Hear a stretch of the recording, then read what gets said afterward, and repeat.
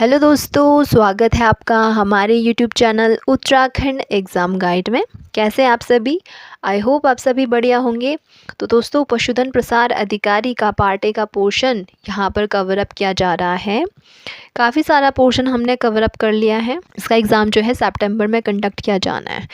Part A सभी के लिए कंपलसरी है। बी और सी में से कोई एक ऑप्शन आपको चूज़ करना पड़ता है। तो अगर आपको पार्ट बी के रिगार्डिंग नोट्स वगैरह चाहिए तो आप पेड टेलीग्राम ग्रुप से जुड़ सकते हैं। वहाँ पे आपको बहुत सारी ऑलरेडी काफ़ी सारे नोट्स वगैरह प्रोवाइड किए जा चुके हैं। बहुत ही मिनिमम प्राइस होने वाला है 199 रुपीज़ और आप लाइफ टाइम के लिए इसको एक्सेस कर सकते हैं।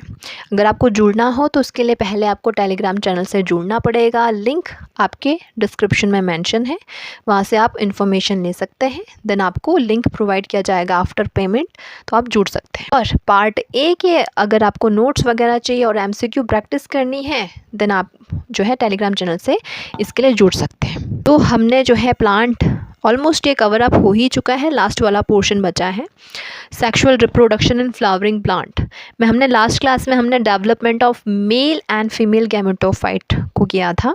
इसकी प्लेलिस्ट भी बना दी गई है, वहाँ से भी आप चेकआउट कर सकते हैं। तो आज जो हम देखने वाले हैं पॉलिनेशन के बारे में। तो पॉलिनेशन इन फ्लावरिंग प्लांट यानी पुष्पीय पौधों में परागण की प्रक्रिया। सिंपली अगर देखें पॉलिनेशन तो आपका एंथर से पॉलन ग्रेन का ट्रांसफ़र होना स्टिग्मा में, ठीक है, फ्लावर में। तो इसे क्या बोलेंगे? आपके पॉलिनेशन बोलते हैं। अब ये पहला स्टेप होता है आपके सेक्सुअल रिप्रोडक्शन का फ्लावरिंग प्लांट्स में, ठीक है। अब जब आपका पॉलिनेशन हो जाएगा तो इंश्योर करेगा, इनेबल करेगा फर्टिलाइजेशन को, और तब जाके क्या होगा, आपका सीड भी बनेगा, आपका फ्रूट की फॉर्मेशन भी होगी। तो पॉलिनेशन को होना पहले ज़रूरी है, ठीक है। तभी जाके इंश्योर होगा कि फर्टिलाइजेशन हो, देन आपका सीड का डेवलपमेंट हो, देन आपका फ्रूट बनेगा, ठीक है। फ्लावर का स्ट्रक्चर क्या होता है तो आप इसको सिंपली गूगल कर सकते हो फ्लावर के स्ट्रक्चर के लिए। तो उसमें क्या होगा, एक मेल पार्ट होंगे, फीमेल पार्ट होंगे। अब इसमें क्या होता है, एंथर होता है, ठीक है। एंथर में क्या होगा, आपके पॉलन ग्रेन्स होंगे। अब इस एंथर को सपोर्ट करता है आपके फिलामेंट, ठीक है। अब जो पॉलन ग्रेन को रिसीव करने वाला पोर्शन होता है उसको बोलते हैं स्टिग्मा। स्टिग्मा को ओवरी से कनेक्ट करने वाला पोर्शन होता है स्टाइल, ठीक है।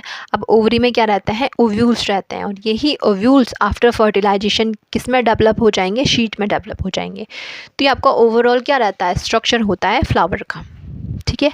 अब हम देखेंगे टाइप्स ऑफ पॉलिनेशन। तो पॉलिनेशन के टाइप्स क्या होते हैं, मेनली दो होते हैं, self pollination and cross pollination.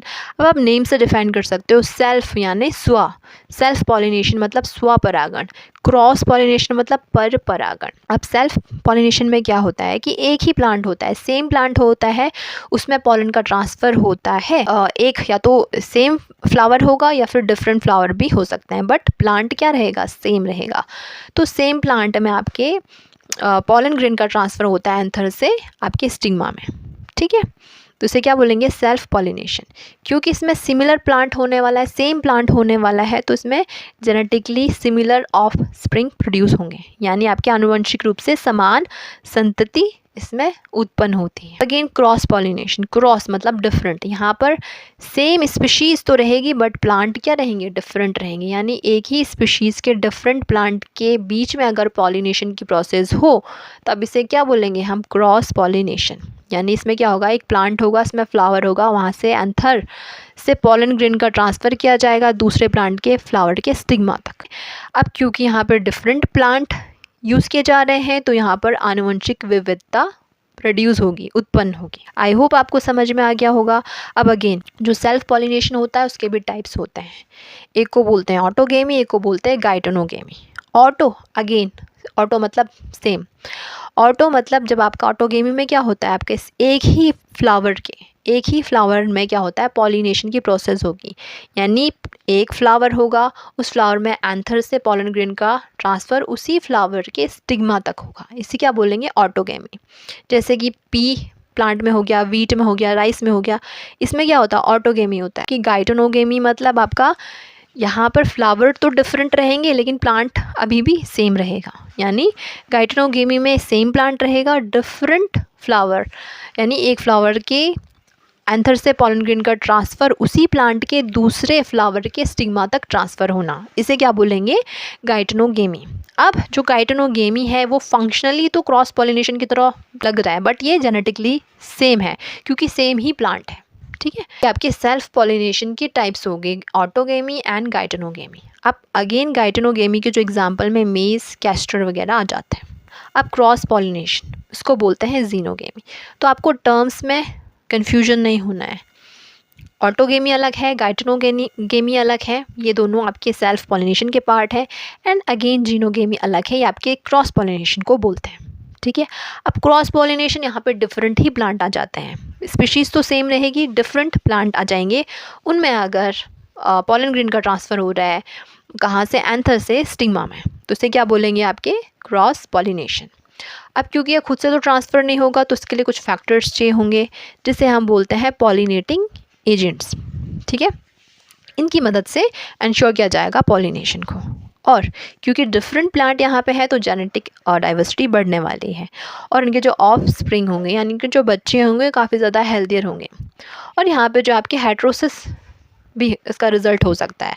अब हेट्रोसिस में क्या होता है? आपके जेनेटिकली डिफरेंट पेरेंट्स हैं, उनके बीच में अगर फ्यूज़न हो रहा है तब जो आपकी जो पहली जो जनरेशन होती है जिसे हम F1 जनरेशन बोलते हैं, ये काफ़ी ज़्यादा अच्छी क्वालिटी की होती है, यानी ग्रोथ भी इसमें अच्छी खासी होने वाली है, यील्ड भी अच्छा देने वाले हैं और डिजीज़ रेजिस्टेंट भी इसमें बढ़िया होने वाला है। ओवरऑल आपका बेहतर F1 जनरेशन इसमें होती है, जैसे कि आपके हाइब्रिड मेज़ हो गया, हाइब्रिड राइस हो गया।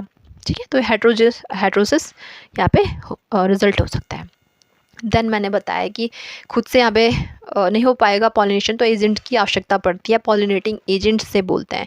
तो दो तरीके का होता है, abiotic and the biotic. Abiotic again जब आपका अगर विंड का यूज़ किया जा रहा है एजेंट के रूप में या फिर वाटर का यूज़ किया जा रहा है तो ये एबायोटिक में आ जाते हैं।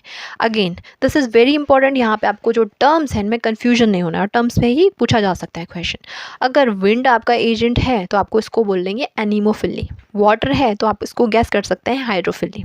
ठीक है, यानी इनके द्वारा क्या हो रहा है? पॉलिनेशन की प्रोसेस हो रही है, एजेंट की तरह ये काम कर रहे हैं। ये एबायोटिक में आ गया। बायोटिक में आपके अगेन जैसे आपके इंसेक्ट हो गया, बर्ड्स हो गया, बैट्स हो गया या फिर और भी एनिमल्स आ जाते हैं। अब आपको इन टर्म को ध्यान में रखना है। अगर इंसेक्ट यूज़ हो रहा है as a agent for pollination तो इसे बोलेंगे हम एंटमोफिली।